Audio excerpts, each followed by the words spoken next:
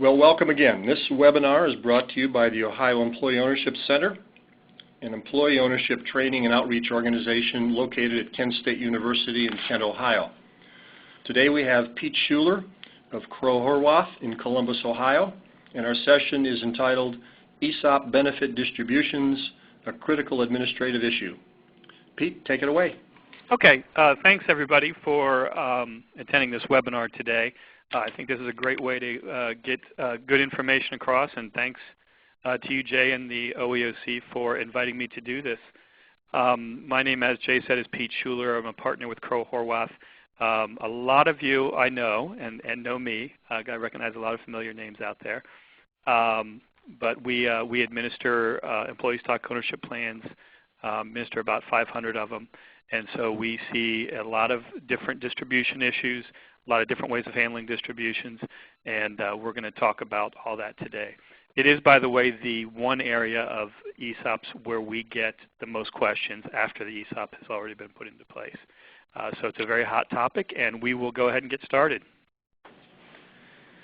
First slide just kind of goes through what we're going to talk about, and the focus of this talk, although we'll touch on many things, is kind of what I would call the mechanics of distributions. In other words, how do you actually do them? So we do get into the legal stuff. We get into what your plan can have and can't have. But we also are focusing on how do you actually pay distributions. So I will just go ahead and get started. So who gets a distribution, first of all? And this can vary widely and does vary widely amongst ESOPs. The plan document and the distribution policy provisions govern who is going to receive a distribution. The plan document will often be written very broadly, and I'll get to what I mean by broadly in a minute. And then the distribution policy generally fleshes that out and says, okay, we may pay a person out after 5 years, or we may wait 5 years, but we don't want to wait 5 years. We want to pay them out after a year, so the distribution policy would say we're going to pay them out after the year end, after they terminated. So the distribution policy is something you should have in writing. I know that some companies don't. They just know how they're paying distributions. It should be in writing. If you undergo an audit, IRS DOL loves to see that in writing. And also if the people with that knowledge in their head leave the firm for whatever reason, you no longer have that knowledge. So what are the maximums that you can do on distributions? Well, there's what we call the big three in the ESOP world: death, disability, retirement, which you'll see referred to here in the presentation as DDR. And a person must be offered a distribution after the plan year end in which that event occurs. So in which they retire, which they decease, or which they become disabled, they must be offered a distribution after that plan year end. For any other termination, you can wait up to the 5th plan year following the plan year in which that occurs. So for example, on that other one, it's kind of hard to think through the way the text reads, but if someone were to terminate this year in 2012, they would need to be offered a distribution after the 12/31/17 allocation is completed, and thus be paid out by 12/31/18, assuming a calendar year end. And so that's all that confusing language means. And those are the broadest that you can go. A lot of plan documents, as I said, will have those. Will say we may wait up to 5 years, et cetera. However, like I said, you then flesh that out with the way that you actually want to pay out distributions.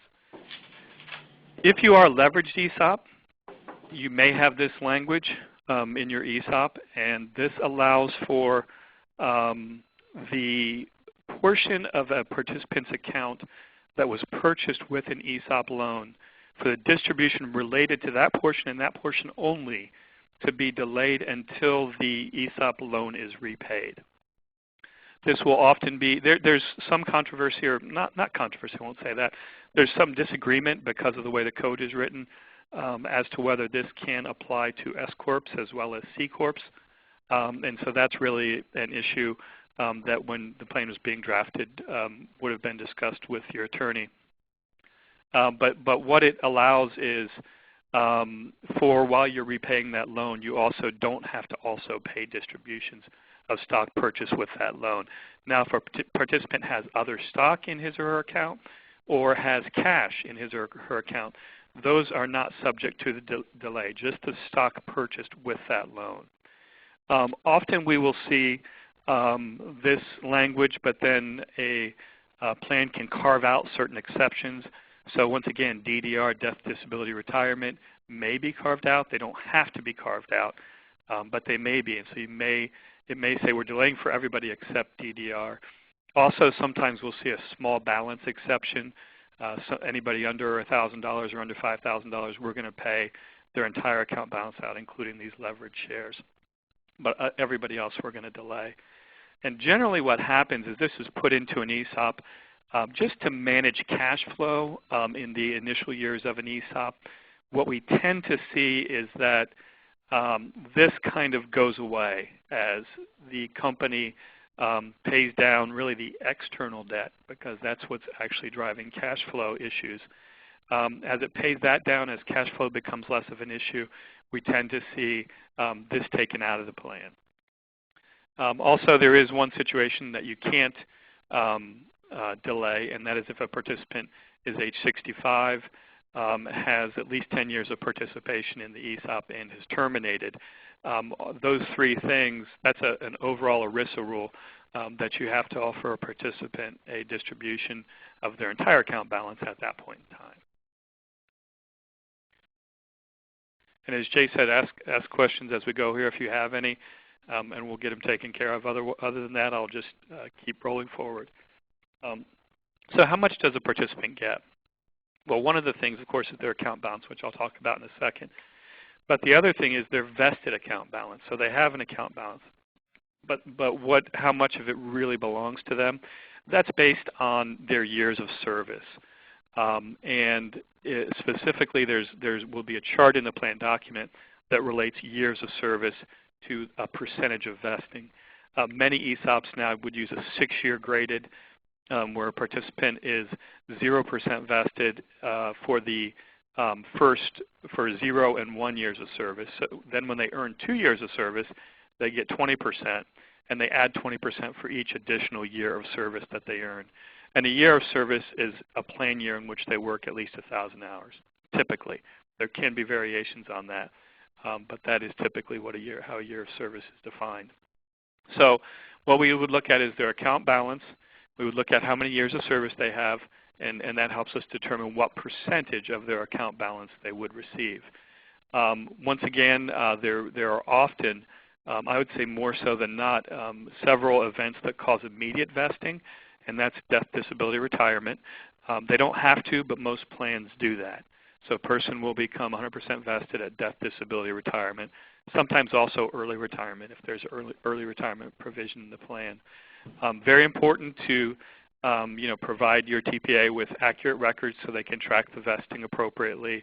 And also, if you're paying distributions out in the same year of termination, which is not common in the ESOP world, but it does occur, you need to make sure you're updating vesting for that particular year. So for example, if a person were to leave in July of 2012 and your plan allows for them to receive a distribution right away, they've probably, if they're a regular full-time worker, worked 1,000 hours, and so you would want to make sure to get the updated vesting from your TPA because they've earned another year of vesting service.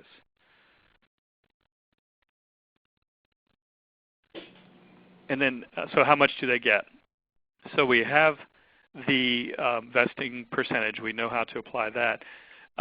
You're always, when a person is being paid a distribution, you're always going to use their most current account balance and account value. There's often the misunderstanding that somehow a participant's, the value of their stock account is locked in at the time they separate from employment, so that, let's say they don't take a distribution for 5 years after that, they're still receiving their stock at that old value, and that's not the case. Whatever is in their account, they receive the current value. And I often liken it to a 401k plan. When a person takes a distribution from a 401k plan, there's a value attached to their mutual funds in the 401k plan, and that value has been updated to the most recent period, usually the most recent day, and then they're paid out that amount. So it's very similar. If they have stock in their account, it continues to go up and down even though they're a terminated participant. And that's the value the most recent valuation before they take a distribution is what they receive. So it's the plan year end valuation before they take a payout. It says here to consult the plan document to determine the valuation date. The valuation date is the plan year end. And we'll talk about some rare exceptions to that, but the valuation date is your plan year end. So in many cases, December 31st. And then what you're going to want to pay a distribution as soon as administratively feasible after the participant makes an election. You don't want to trail over into the next plan year. So for example, you have to give a participant at least 30 days to make a decision, and I'll get into this a little bit later in more detail, whether they want a rollover or a lump sum. So you don't want to send out your distribution forms on December 15th if you're a calendar year plan. Because in that case, they could take until January 15th to get back to you. And now you've really got to wait for another valuation to be done and really reissue their statements and their distribution forms and everything with the new amounts on them. So you just want to make sure you don't cross over the next valuation. And also, the distribution form, their elections are only good for 180 days after the distribution forms were sent. That's usually not a problem you're going to run into. But the forms, once they're sent, there's 180 days, and then they're no longer good, and that's in the code. So what do they get? In talking about what they get, there's several things you can talk about. We're going to start with what form of distribution do they get? Are they receiving stock, or are they receiving cash, or are they receiving some of each? In some cases, a participant has a right to demand stock, and they can say, I want to receive my distribution in stock. And those those situations would not be true for an S corporation, which of course many privately held ESOPs are, and also for a C corporation that restricts ownership of substantially all outstanding stock to employees and the ESOP participants. And that would be pretty common for a C corporation ESOP to have that language in their articles or in their bylaws. And so what we end up with is, in most ESOPs, now bank ESOPs are often different unless they're prohibited from purchasing their own stock, as the next bullet point says. But publicly traded bank ESOPs are often the exception to that, where yes, a participant can demand stock. The plan document must specify what the normal form of distribution is, so that's stock or cash or both. So in other words, if a participant doesn't elect stock specifically, the normal form is cash, they're going to get cash. And that's going to be in the plan document. The end result in most ESOPs, most privately held ESOPs, and most publicly traded but thinly traded ESOPs is that the participants are going to end up with cash. They may take a stock distribution and put it back to the company, but they end up pretty much right away with cash either in their hand or rolling it over. And that's what we see in the vast majority of our clients. Now, if it is a publicly traded ESOP and it's not thinly traded, there's no put option requirement, so the person can actually hold that stock as long as they want, just like they would hold any other publicly held stock, and then sell it at a later time whenever they want at the market price. Okay, now what do they get? We've talked about what form they're receiving it in, stock or cash. Are they getting what we call a lump sum, which is one payment within the payment of their complete eligible distribution in one tax year? Or are they getting several, which is installments? Installments have to be paid at least annually. They can be paid more than annually. That I would say is pretty rare. We tend to see annual installments, if we see installments, and they can't go over a period exceeding 5 years. Most people tend to think of that as 5 annual installments. Not necessarily true. You can actually do 6 installments. Your first installment starts at time 0, and then you can have an installment at that anniversary date for each of the next 5 years. You have to just be careful that last installment is within the 5-year period. So you can't even go over by a couple of days. So you just have to be a little careful with that. But you can actually do 6 annual installments over 5 years. There is an exception to the 5-year period, and that's for very large account balances, and I hope that you all run into this problem. You can extend installments. These numbers are actually a year old. The new numbers, and I do apologize for this, if an account balance exceeds $1,015,000, this is just rather recently raised, then you can increase their installment period by 1 year for each additional $200,000. So the 985 increased to $1,015,000, and the 195 increased to $200,000. And so you can add a year for each $200,000 that you're over the $1,015,000, or fraction thereof of that $200,000. However, you can't exceed an additional 5 years. So the most that you're paying out is installments over 10 years, no matter how large the account balance is. Okay, now getting into notice and consent requirements, and all this information should be in your distribution forms that sometimes your TPA will prepare, sometimes your attorney will prepare. But there's 2 components essentially to paying out a distribution. One is notice. That's the language that needs to be in your distribution form. And consent is just what it sounds like, a participant consenting to a distribution. And there are some situations where they don't have to. You can force them out essentially, and we'll talk about those. The rules for the qualified joint and survivor annuity provisions get super complex pretty quickly, and they apply to almost no ESOPs. And I'm willing to bet they apply to no one on the phone. So we're talking about ESOPs that do not have qualified joint and survivor annuity provisions. A lot of ESOPs used to have that years ago when they had money purchase pension plan feature in their ESOP. Pete, if you notice, we do have a question. Oh, yes. Yes, the question is, can the installments vary depending on the valuation of stock over the 5-year period? Is it locked in based on the start of the account value at the time of the initial distribution? Great question. It does vary. Not only can it vary, but it has to vary with the value changes over the 5-year period that a participant has stock in their account. So you're paying them out over 5 years. Essentially how you're going to do it is you're going to pay, typically what you do is pay 1/5 of their stock, 1/5 of their cash in year 1. In year 2, you pay 1/4 of their stock, 1/4 of their cash, revalued at the new valuation. And then the 3rd year, 1/3 of their stock, 1/3 of their cash, once again revalued at the new valuation, on down until you have a last payment where you're paying out the final installment. So yes, it does change.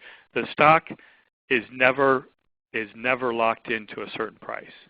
When a person is receiving a distribution, they have stock in their account. That stock is paid at the most recent fair market value. So it's never locked in. There are ways of converting that stock to cash before a participant actually takes a distribution. And that changes their investment from being an account that has stock and cash to being one that just has cash invested in some fiduciarily responsible way, but they no longer have stock. So in that way, you can kind of lock in the value, but you're doing it by taking the stock out of their account. Do you have another question? Are the number of installments for the large balance accounts set at the start, or can it change if the value hits the next breakpoint? That would be set at the time you start paying the distribution. So right now, if you started paying a distribution right now, you've essentially entered into agreement with that person to pay them a distribution in a certain form, and that distribution is set at whatever years. Let's say they had, let's say you started them when it was the threshold was 985, and they were just a little bit over 985. So you could add a year to theirs. So you're paying them out over 6 years. So you've essentially entered into an agreement with them signing their distribution form to pay them out over 6 years. And so you would have to pay them out over 6 years. You can't go by the new numbers. Now, it's not locked in when the person terminates. It's locked in when you actually start paying the distribution, and the statutory thresholds at that point in time. And if any of my questions don't make sense, just hit me with another chat there and we'll take care of it. Okay, notice and consent requirements. And this is if a person has a vested balance over $5,000. I say $5,000 here. You can have your threshold set at $1,000.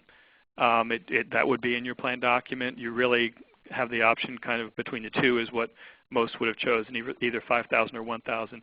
So this can apply to $1,000 if that's the threshold in your document. But the person must be given a notice, distribution forms 30 to 180 days before the distribution begins. That notice must describe the optional forms of benefit and the person's right to defer distribution, because if they're over the involuntary threshold, they do have a right to defer the distribution essentially until, in most plan documents, until retirement date. They have a right to defer that distribution. Must also include a special tax notice, which now has a new name, but it's essentially the same thing. It's a IRS approved language which explains their rollover and lump sum options and the consequences of taking a payment either directly to themselves or of rolling it over. We in our documents, in our distribution forms, we do use the IRS approved language. That can be modified. If it is modified, and if we were requested to modify it, I would always make sure that my client's attorney looks at it as well. There are some things in that special tax notice that won't apply to your specific situation. It's kind of one of those all-encompassing 3 or 4 page IRS documents. So it can be changed, it can be simplified somewhat, but you just have to be careful. So the distribution form itself is going to have to tell them, okay, you can take an installment, you can take a lump sum, you can roll it over, you can take it directly to yourself, all the different options they have under your plan. And then you also have this special tax notice. And you have to tell them that they can delay the distribution. So if they're over that, your involuntary threshold, whether it be $5,000 or $1,000, they must consent to the distribution timing and form. There are a couple of exceptions to that, and the biggest one is plan termination. If a plan terminates and the employer does not maintain another defined contribution plan that is continuing on, then you can force distributions out because there's really nowhere else to hold it. And so we have seen several acquisitions of ESOPs, et cetera, where the ESOP has been terminated and where this, or terminated for other reasons where this applied. And I already talked about the timing. I did say that you have to give them 30 days before you start paying out the distribution. From when you send the distribution form to when you start paying out the distribution. They can, and our forms and most forms would actually say, by signing this form, I agree to waive my 30-day period, and I'm going to get the distribution as soon as administratively feasible. So if you send out a form, someone returns it within a week, they've signed it, you could pay that distribution out right away. You don't have to wait the 30 days. In reality, most ESOP companies will have a particular window where they send out distribution forms, a window of time, and they will wait for all that window to close. Then they will take all the forms and process all the distributions at one point in time. I do see another question here. During agreed distribution payment schedule, if a retired employee has a hardship, can that distribution agreement be modified? Most ESOP, the answer is yes, it could be if that's in your plan document. Most ESOP documents do not include hardship provisions. Some do, but it's pretty rare. So essentially, yes, the law would allow that, but most ESOP documents don't, unlike a 401k plan, don't include any type of hardship. So that would be a question where you'd have to check the plan document and see what it allows in that particular case. But legally, yes, it could be done if it's in the plan document.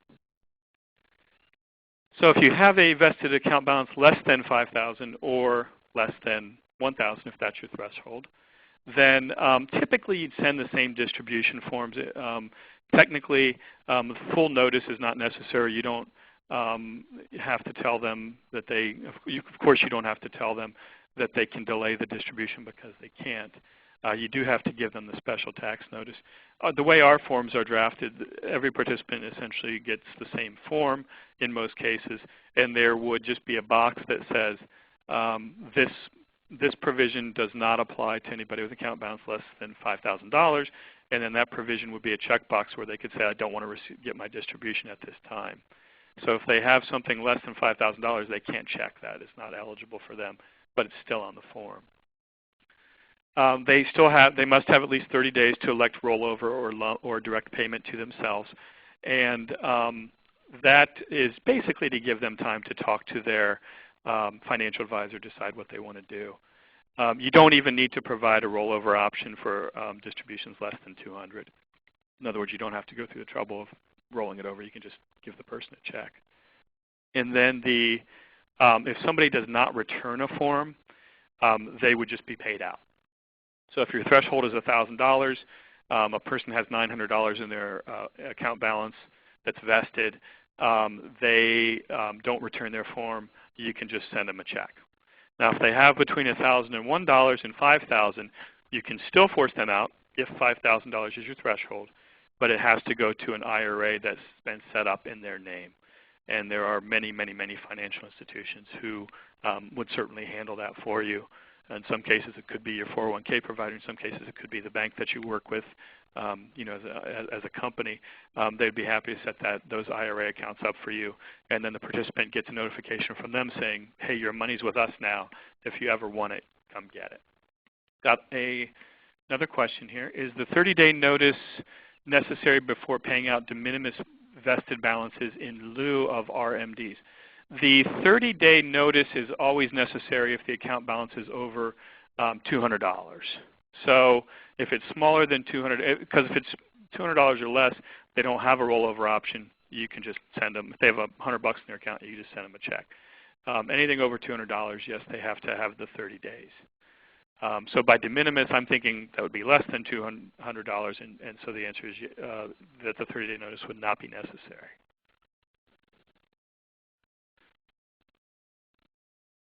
Okay, withholding requirements.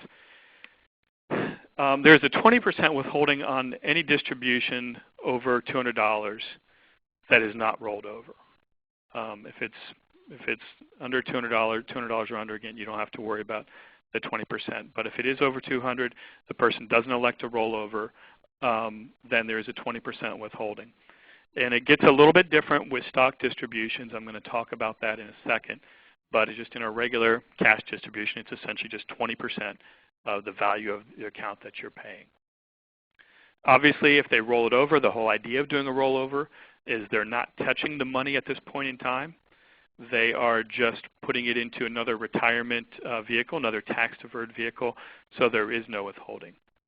There's a 10% withholding on distributions not eligible for rollover, and these in most cases for ESOPs would be required minimum distributions. If the ESOP has a hardship provision, that would also be the case for that, because hardship distributions aren't eligible for rollover. So anything not eligible for rollover falls under this 10% umbrella. However, the payee may elect out of that 10% and have no withholding, or have more withholding taken out. Again, I think I'm repeating myself on the next bullet point. There's a 20% mandatory federal withholding if the amounts aren't rolled over, except for an RMD essentially. There may also be state withholdings. It's determined not by where the company is, but by the participant's residence. And it may either be mandatory, depending on the state, or it may be at the participant's request, so that it may be voluntary that they can have something withheld for their state taxes. I see a couple of questions here. The first question, are the options to close out an account of a participant with under $1,000 who cannot be found after several years of effort? Are there options to close out an account of a participant with under $1,000 who cannot be found after several years of effort? Yes, there are. If you can't find it, it's what we're dealing with here is a lost participant, and this should be in your plan document. And typically what we would see is that you have to make a good faith effort to try to find the participant. Typically that means you're going to use either the IRS or the Social Security letter forwarding programs. And through those programs you send a letter to the IRS. You put it in an envelope for the individual. You put it in an envelope to the IRS. The IRS never actually looks at the letter. they just forward it on to the most recent address they have for that person. Same with Social Security. They send it to the most recent address, and that letter is essentially going to say, hey, you have some money. It could actually be the distribution forms. It could be something say, hey, you have some money, give us a call, and we'll talk about how you can get it. Once you've done that, if the participant does, or if the individual doesn't respond, the plan can have, and many do have, an option to forfeit that account balance and treat it just like a normal forfeiture and reallocate it to other participants. And the plan document will also say if the person ever comes back and asks for their money, they are going to get their money first funded out of that current year's forfeitures, and then if necessary out of any employer contribution. So yes, there are options. And then I do have a question, is the 10% on top of the 20%? So I mentioned here the 10% withholding on distributions not eligible for rollover. That is instead of the 20%, not on top of it. So for any distributions that can be rolled over that are not, the withholding is 20%. For any distributions that cannot be rolled over, like an RMD, the withholding is 10%, period, not in addition to 20%. It's 10% unless the participant elects to have either less or more than 10% withheld.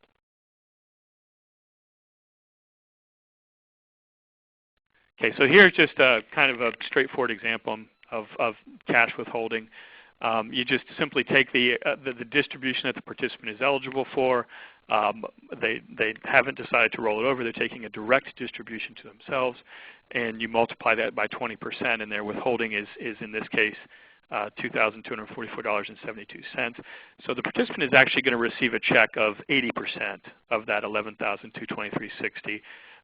You're going to withhold that $2,244.72, and I'll talk about that in a little while about what you do with that. State withholding is mandatory in about 16 states, and we say about 16 states because it changes somewhat frequently. I mean, you have 50 states that you're dealing with, and so their different tax laws are changing, and they're changing that particular option from time to time. And then state withholding is required upon a participant's request in another 25 states. Of course, there are several states without any income tax at all, personal income tax. So they have no withholding at all. And even some of those that have a personal income tax, state personal income tax, still have no withholding or do not even allow withholding on retirement distributions. So you kind of have a mix. So now we get to stock distributions. Stock distributions get quite a bit more interesting with regard to everything, with regard to taxation and with regard to withholding. Now keep in mind, a stock distribution in most cases in a privately held ESOP still ends up with the participant holding cash in their hand. In most cases, they're simply signing another form that says, I understand I received a stock distribution and I am immediately putting my stock back to the company. And that's part of their distribution package. So they're not receiving cash from the ESOP. They're technically receiving stock from the ESOP. And then the company, not the ESOP, well, the ESOP can, but typically the company is immediately buying that stock back from them, and they're ending up with cash in their hand. To most participants, it looks exactly like a cash distribution. However, there are reasons to do it. For the company to pay stock, for the ESOP to pay stock distributions as opposed to cash distributions. One of those reasons would be if the company wants to get stock out of the ESOP. Maybe they're kind of winding down the ESOP. Or maybe the benefit level would be too large if they contributed cash in the ESOP to recycle shares that year. So there are reasons the company may want to get stock out of the ESOP. It also, in many cases, provides a great tax benefit for those receiving distributions, which I'll talk about. But talking specifically about the withholding on a stock distribution is 20% on the cost basis. The cost basis is what the ESOP initially paid for the shares, or the fair market value at the time the company contributed shares. If it wasn't an ESOP purchase, it was a stock contribution. It'd be the fair market value at the time the ESOP contributed the shares. So let's say you had a leveraged ESOP and the company and the ESOP paid $10 a share. And that's all the shares in the ESOP. So you have a cost basis of $10 a share. Whether the shares get recycled or reallocated as forfeitures, as long as they stay in the ESOP, that cost basis remains the same at $10 a share.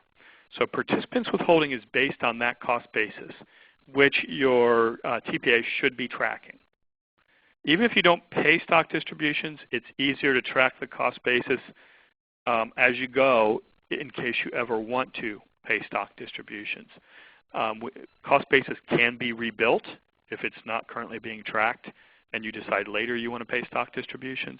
It can be rebuilt, but that tends to be more difficult than just tracking it as you go along with each ESOP transaction. Now, I mentioned that the withholding is 20% on the cost basis. However, it's limited to the cash that was available in the participant's account. There's no need to ever use any of the shares, the proceeds from the shares, to fund withholding. So if we look at a distribution that is all stock, the participant has no cash in their account, you'd calculate the 20% of their cost basis, but there's no cash. So they actually have no withholding. There's no withholding on their distribution. There's also a 10% early withdrawal penalty if they're under 59.5. That's not in addition to the 10% withholding. They pay that when they pay their taxes, but it's in here because it's also based on the cost basis. In a regular cash distribution, that 10% early withdrawal penalty is based on the full amount that they receive. In a stock distribution, it's based on their cost basis. Then we have a piece called net unrealized appreciation, and that's the fair market value at the time they take their distribution minus the cost basis. So in other words, how much have the shares appreciated since the ESOP purchased the shares? And that is taxed as a long-term capital gain rate in the share of this when the participant sells the shares back to the company. In most cases, in most privately held ESOPs, they're selling the shares back immediately. So they're, especially S Corp ESOPs, they are selling the shares back immediately. So their remainder of they're taxed all in 1 year. Cost basis is taxed at their personal income tax rates. Withholding is based on that. Any penalty is based on that. Net unrealized appreciation, so the appreciation above cost, is taxed at the long-term capital gain rate, which is 15%, and that's regardless of how long the ESOPs held the shares or how long the participant has held the shares. This net unrealized appreciation, all of this treatment does not apply if the person rolls it over. There's no tax implications at all. When they roll it over, and they would ultimately be taxed when they take it out of their rollover at whatever the value is at that time, the full value. It's also not available on installment distributions. It's available only if the person is taking a full distribution of their account balance in one tax year. If the participant doesn't sell the shares right back to the company, there's an additional tax on any appreciation above the price at the time they took the distribution, and that would be taxed in accordance with normal capital gains taxation, long term if they hold the stock over a year, short term if they hold it under a year, for that piece above the fair market value at the time they took the distribution. This is I do apologize, it's pretty complex talking about stock distribution and the tax effect, but you can see where there might be a great tax advantage for an individual to pay net unrealized, to pay 15% on the appreciation above cost basis. So I do have a question. Can you explain how you calculate the cost basis for individual NUA transactions? The cost basis is typically, with almost all of our clients, if whatever client we have, if cost basis is available, when we take over that client from whoever did the work before, if someone else did the work before, if there is a cost basis, we continue to track the cost basis. So I have, for 99% of my clients, I have cost basis by participant at the participant level for the stock in their account. So it's not so much a fact of calculation. It is, I have it for each individual. I know that Joe Smith has 1,000 shares and his cost basis is $10,000 or whatever it might be. So I know that as much as I know what the value of his account is. So we're tracking it from year to year to year. For those, we just recently had a client who cost basis was never tracked before we took over doing the record keeping. They just this year decided to pay stock distribution. So we are rebuilding the cost basis for them And that's essentially done kind of on an average basis. The ESOP purchased, this many shares over the years, and they paid this price for each transaction. So what's the average of all those? So it kind of gets an average cost basis for each participant. But again, we put that in each participant's account. We put their now calculated cost basis in each participant's account, and then we'll carry that forward going onward. So I hope that answers that question. I will get into, there's some adjustment done to the cost basis for S-Corps, and I do get into that a little bit later. So this is just showing kind of a simple mathematical thing that maybe makes things a little bit clearer. So this cost basis, the ESOP acquired the share, this person has 100 shares in their account. The ESOP acquired those shares at $10 a share. So the total cost basis is $1,000. It's gone up $5 a share. While the participant has since the ESOP acquired them. And so the fair market value is $1,500. The NUA is the difference between the two, the difference between the fair market value distribution and the cost basis. So it's $500 a share. Now the participant in this case, not typical for an S-Corp ESOP especially, not typical really for most ESOPs, privately held, but they're holding the stock. They're not selling it right back. And they can do that in some cases. And so the price goes up again. Looks like they made a good decision. They held on to it. It went up $7 a share. So the appreciation above NUA, or above that net unrealized appreciation, is another $700. So the $500, the $1,000 would be taxed at their ordinary income tax rate. The $500 NUA would be taxed at the long-term capital gains rate when they ultimately sell the shares. And the $700 would be taxed at the long-term or short-term capital gain rate depending on how long they held the shares after distribution. If they held it over a year, it would be taxed at 15%. If they held it less than a year, it would be taxed at the short-term cap gains rate. Okay. And so here's just to talk about, I talked about this already. I won't spend too much time on it. But the withholding for that individual with a $1,000 cost basis, the calculated withholding is $200 plus whatever cash they have in their account. So in this case, we're assuming the person has $400 of cash in their account that they're also receiving as a distribution. So their calculated withholding in this case is $280. You can see that they do have enough cash to withhold the $280. They have $400 in cash. So the withholding in that case would be done to its full calculation. There are cases where, as I mentioned, there's no cash at all, so there's no withholding, or there's not enough cash in the participant's account to cover the full calculated withholding, so you would just withhold as much cash as you have. And it's important to note that all of this that we've talked about thus far is withholding. The participant is still going to pay taxes based on based on the long-term capital gains rate. If it's a stock distribution with net unrealized appreciation, they're paying on their personal income tax rate, on the cost basis. All that they're still going to pay. So withholding is just essentially a prepayment, just like withholding on payroll. It's the same idea. It's just a prepayment of the tax you're ultimately going to pay. So whether or not there is withholding does not affect whether the person's going to be taxed or not. It's just whether they're prepaying or not.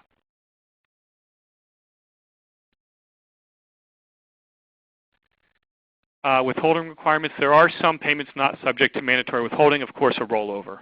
And that would be to an IRA or to any other qualified retirement plan. Any distribution paid as an annuity, which you tend to not, you don't see in the ESOP world. Distributions paid over 10 years or more, which you tend to not see, but you could see if a person had a large, it's actually over 10 years, I'm sorry. No, it's distribution paid over a 10-year period. So yes, if you had a person with a very large account balance and was stretched to the full 10 years, there would not be withholding on those installment distributions. Distribution paid to a participant reaching age 70.5, we're talking about the required minimum distribution there.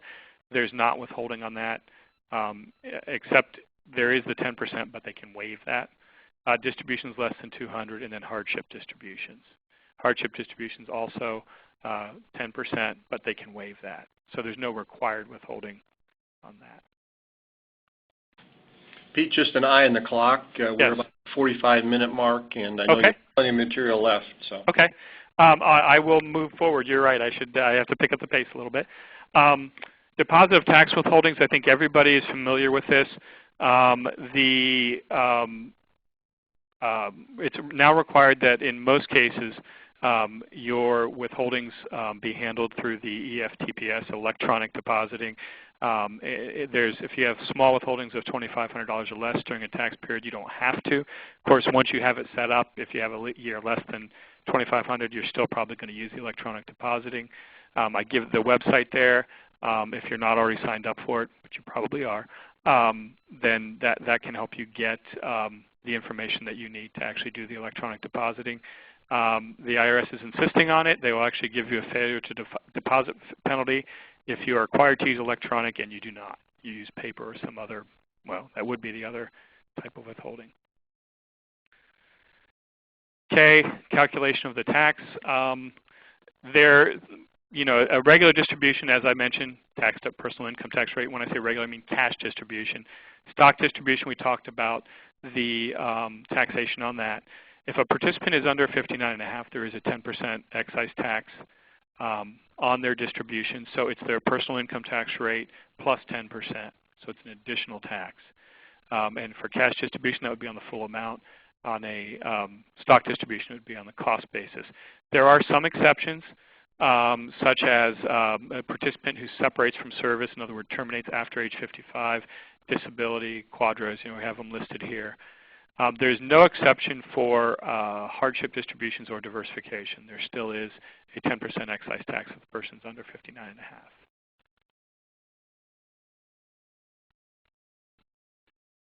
59.5. We talked about this quite a bit already.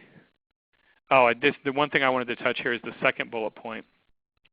S corporations have to, if they are distributing stock, they have to adjust their cost basis in the ESOP, and it's essentially adjusted upwards for earnings per share, downwards for distributions, S corp income distributions per share. There's some other adjusting entries, but the cost basis is adjusted on an annual basis. And we do that for our clients who pay stock distributions.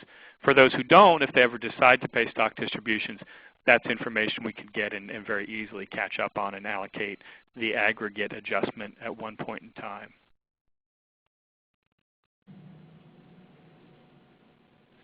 Pass-through dividends probably doesn't apply to many. C Corps only. Only C Corps can pay pass-through dividends. And that's essentially where a participant receives dividends, either actually flowing through the ESOP or paid directly from the company. But they receive a check for dividends based on the stock that they have in the ESOP.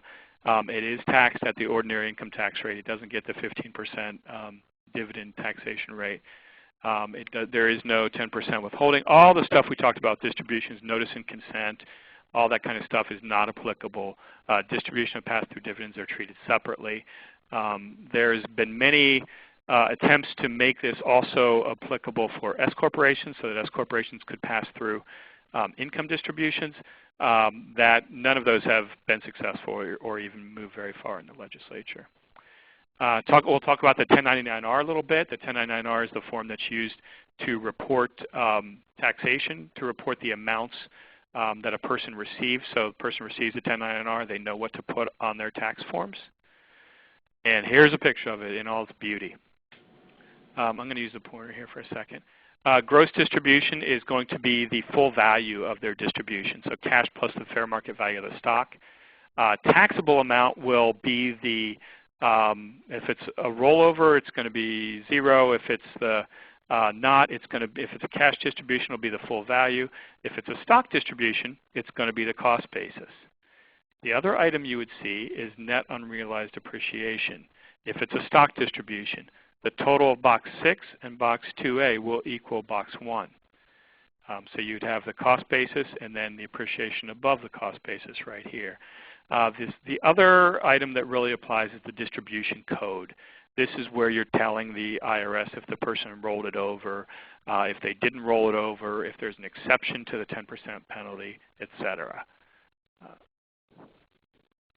And I have all the codes listed here. By the way, if anybody wants a copy of this specific presentation, it of course will be available. I can also send it to you if you'd like. So those are the boxes. These are the codes. I touched on the ones that we tend to see. Of course, you have death and disability, normal distribution, so no 10% penalty. That's somebody who's over 59.5. There's also the 945, which just records your withholdings, how much you withheld and when you submitted it. And then there's a Form 1096 that covers, just summarizes all of the 1099-Rs that you're submitting. Special situations, required minimum distribution. Required minimum distribution, basically, Congress said, if you're over a certain age, we're going to make you start taking these minimum distributions. If you're over a certain age and terminated, specifically, or a 5% owner of the company, we're going to start making you take these distributions. The idea being, we didn't mean retirement plans as some estate planning tool. We meant for you to start taking this and using it for your retirement. So it's generally a small percentage of the participant's full account balance. But once a person attains 70.5 and is terminated, or attains 70.5 and is a 5% owner, they need to start taking required minimum distributions. In the first year, if they're not a 5% owner, if they're under the 70.5 and terminated category, they get a 3-month grace period, essentially till April 1st of the following year, to receive that distribution. Every year after that, it has to be paid by December 31st. So that's something that, for our clients, we certainly tell them who needs to receive an RMD. You can also help them with the forms, etc. But that's something that you have to be careful to watch and make sure that everybody who's 70.5 and terminated is receiving the required minimum distribution. And these amounts can't be rolled over. So if they're also eligible for a distribution and the participant elects a rollover, the RMD amount has to be carved out of that and actually sent in a check to them. Qualified domestic relations orders, the big message here is if you have a quadro, or actually if you know of a pending domestic relations order and distributions are occurring, they should be suspended. If you have a quadro in hand, you need to, well, I'll say this way, if you have a domestic relations order in hand, you need to look at that and make sure, perhaps with your attorney, make sure it has all the information for your plan to consider it a qualified domestic relations order. And what it will tell is how much the alternate payee is going to receive, based on what date, valuation, are they going to get earnings after that date, how they're going to be paid, all that good stuff. So it's going to specifically state how the payment to the alternate payee should be handled. Do you have a question? If the employer expects a quadro, should the diversification distribution be held as well? Very good question. I would say, I've never encountered that, but I would say probably yes, because it's possible that, I think you would want to stop any money going out of the plan because you don't know what that quadro is going to read. Now obviously, if the quadro says the person is going to get 50% of the account balance, the participant taking 25% for diversification doesn't really impact that. But in some cases, the alternate payee receives all of the retirement balance, and you don't know what that's going to be. So I would say yes, that you would want to suspend any money going out of the ESOP to that individual.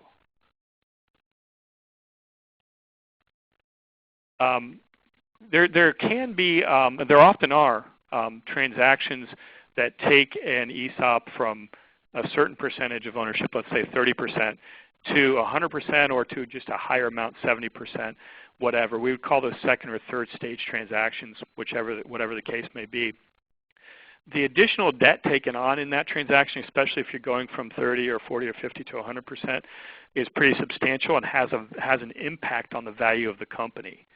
And so what will often happen is price protection will be put in place for the stock already in people's accounts at the time that occurs, at the time that transaction occurs. In other words, you're not punishing participants who already have stock in their account from the first transaction because a second transaction is happening that's going to reduce the actual value of the company. It's pretty tricky on a transaction like this. I would certainly, really on any transaction where the ESOP's acquiring stock, I would recommend an independent trustee. But certainly on something where price protection is going to happen, Oftentimes, the price protection will only cover death, disability, or retirement because other terminated people, will have an option to not take their distribution yet, to let the stock price come back. Then there are some legal questions on how the value is calculated. Do they get just a floor price? Are we putting a fixed floor price in that these people with stock in their accounts will not receive anything under this floor price no matter how low the stock goes? Or do we do two valuations, one that incorporates the debt into the value, which is the true value of the company, and one that treats it as if the debt isn't there, which would be the value of the company without debt? So there's a lot of questions surrounding it, but certainly something that should be talked through if there is a second transaction. Almost done here. Special situations. If you have a situation where the company has done either fabulously well since the last plan year end or fabulously bad since the last plan year end, it's really a trustee, it's a fiduciary trustee decision as to whether you can really pay people out using that most recent fair market value. That most recent fair market value may be very, very far, and I'm not talking subtleties, it may be very, very far from actually reflecting the value of the company at the time the person is taking the distribution. And so that's something where if that is occurring, you should consult with your attorney, the trustee should consult with the attorney to determine if an interim valuation is necessary. Plan terminations. Plan terminations often do change how distributions are paid. If the company is being sold or merged, distributions may be suspended permanently because really the independent appraisal done by your valuation firm is really not, I don't want to say it's not valid, but given the circumstances that the price is going to be changing because somebody's buying the company at some negotiated price, probably above what your last fair market value, distributions are often suspended until that is figured out. Also, distributions may be delayed once the acquisition or transaction happens. Oftentimes, you'll wait for the IRS's approval of the termination. There's a filing that's done with the IRS when a plan is terminated. It doesn't have to be done, but it's nice to get the IRS's blessing that everything was done correctly. And then there also may be a case where people receive part of their distribution once you have IRS approval, but where if there's an escrow account that's paid out over, it could be 3, 4, 5 years, they will receive subsequent distributions after that. We actually have a couple of those going on right now. And I don't think I received any more questions. Here's all my contact information. Certainly feel free to call or shoot me an email. And we went through a lot of material in an hour. So if you have any questions that you didn't get to ask or that I didn't answer as clearly as you would have liked, don't hesitate to call or email. Pete, that was great. Absolutely fantastic. You're right. Well, here's one that just came in. You might want to get this one. Somebody asking for a copy of the slides. Okay, you already said that we can do that. Yes. Yeah. For all of you that are on the session right now as we speak, following the end of the session, you'll be receiving a feedback form. Just mention on the feedback form that you would like a copy of the presentation, or you can email me here at the OEOC that you would like a copy. We'll get you a copy. There are no other questions that have popped up, but I have one or two real quick. We recently had a webinar that covered repurchase obligation topic, which also can be very, very critical to an ESOP company. And one of the points that was made in that session was that the plan document provisions have a great effect on the repurchase obligation calculation going forward. And one of those provisions that has a great deal of effect is the distribution policy. Can you just say a word about distribution policy and repurchase obligation? Yeah, absolutely. How you're paying out distribution, whether it's hard-coded into the plan document or whether your plan document's flexible and it's hard-coded into your distribution policy, has a massive effect on the repurchase obligation. I mean, you can imagine if you are, let's say you have an older demographic and you pay lump sum distributions and your company's been doing fabulously well, you have a lot of people with very large account balances, and they've been with the company a long time, the stock price has risen, et cetera, and you pay out lump sum distributions no matter what their amount is, you can see how that has a much bigger impact on cash flow than if you spread those out over installments. So there is a big impact on how you choose to pay distributions and the repurchase obligation. Repurchase obligation is what the company has to come up with to fund distributions. And generally the more flexibility that you give the company as far as cash flow, the better off you are. For example, something like installments, something like making terminated participants wait some period of time. There's kind of a two-edged sword, because if you pay installments, 4/5 of the person's account balance is still rising if your stock price is rising. But something like that definitely eases up on cash flow and spreads out the obligation. Actually, there's a good example of a company that had tremendous cash problems, ultimately went bankrupt for this and other reasons. They paid immediate lump sum distributions and did fabulously well.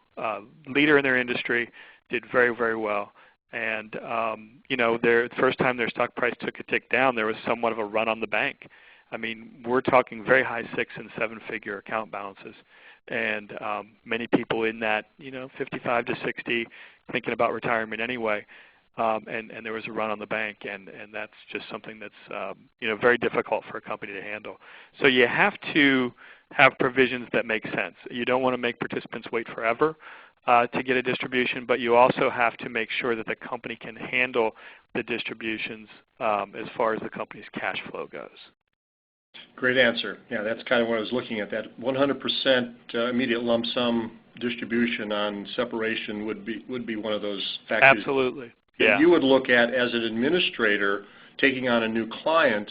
You'd want to look at their plan very carefully, and there are probably that and maybe other common traps, if you will, that would catch your attention. You'd say, uh-oh, this could be a problem going forward. Yeah, we do. We look at that and we talk about it, and some of our clients have said, yes, we pay. Hardly anybody pays immediate upon termination, but they may pay full lump sum with no upper threshold where installments kick in, the year after termination, the year after retirement. And so we would mention that, hey, you've got some pretty sizable account balances here. You may want to think about installments over whatever number makes sense for you. Maybe it's $100,000, maybe it's $50,000. And some say, yeah, we've looked at it, we're happy with it. In a couple of years, we'll have you do a repurchase study to make sure we're still happy with it. And some hadn't really thought about it, and we helped them with that. But definitely something to certainly look into to see, worst case scenario, what's going to happen. Especially if you have an older population that's eligible for diversification, they're approaching retirement age, they have those large account balances. Definitely something that should be run through some sort of repurchase obligation study, whether you do it yourself or have someone do it, to see, and then that can be plugged in, by the CFO typically into the cash flow modeling and see how that affects the company. Great, Pete. I think we're about out of time, and I want to thank you for staying over for a few minutes. We had no problem at all. Yeah, great questions, great topic, and I might say a great presenter. I think all of you that are listening are convinced that Pete really knows his stuff. So again, I want to thank you all for attending. Don't hesitate to contact Pete or me at the OEOC for further information on this topic. And again, we're going to archive this session for future viewing, so please see our website for access to that webinar. I want to also remind you of some future events put on by the OEOC. We are almost complete with the spring webinar series. This is the 4th of 5 webinars, and on April 10th we will be talking about valuation, and Scott Miller of Enterprise Services will be presenting that. And for those of you who haven't heard Scott, I think you'll enjoy Scott's presentation. We're going to try to demystify the whole subject of valuation. Valuation obviously is critical to your company and all of your employee owners, and often that's a very confusing topic that we want to straighten up. Also, most of you know that our 26th annual Ohio Employee Ownership Conference is coming up in Fair Lawn on the 20th of this month. So visit our website for information to register for that. And also don't forget that the day before that conference, on the 19th, in the same location at the Hilton in Fair Lawn, we have a pre-conference day with a CEO forum, a CFO forum, and an HR communications forum with a networking dinner to follow. So get information from our website on that as well. Again, you'll receive an email feedback form following this, and please give us some input so we can improve our presentations and provide future subjects that you want to hear about. So at this time, we'll end the webinar, and I want to thank you very much. Excellent. Thanks, Jay. Sure. Bye.